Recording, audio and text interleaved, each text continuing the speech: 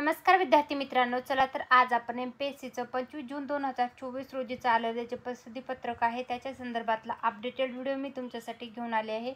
विषय आहे महाराष्ट्र दुय्यम सेवा अराजपत्रित गट ब मुख्य परीक्षा 2022 गट क संवर्गाची टंकलेखन कौशल्य चाचणी व पोलीस उपनिरीक्षक संवर्गाची मुलाखत एकाच दिवशी आलेल्या उमेदवारांचा मुलाखतीचा दिनांक बदलण्याबाबतचा आलेलं हे अपडेट आहे।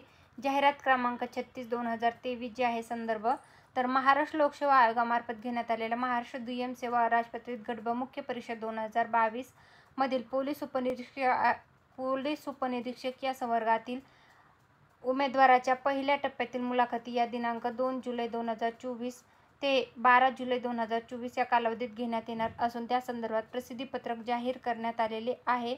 याच कालावधीत गट क संवर्गाची मराठी इंग्रजी टंकलेखन कौशल्य चाचणीचे देखील आयोजन करण्यात आलेले आहे।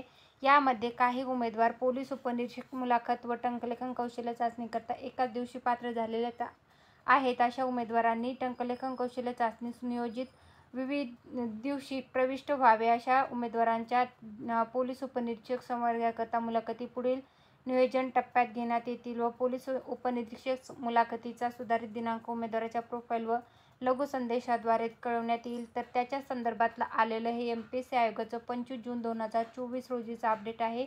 तरी ज्या विद्यार्थ्याचा PSIचा मुलाखती एकाच दिवशी व टंकलेखन कौशल्य चाचणी एकाच दिवशी आलेली आहे तर त्यांना नवीन तारीख बदलून देण्यासंदर्भातलं आलेलं हे अपडेट आहे। धन्यवाद।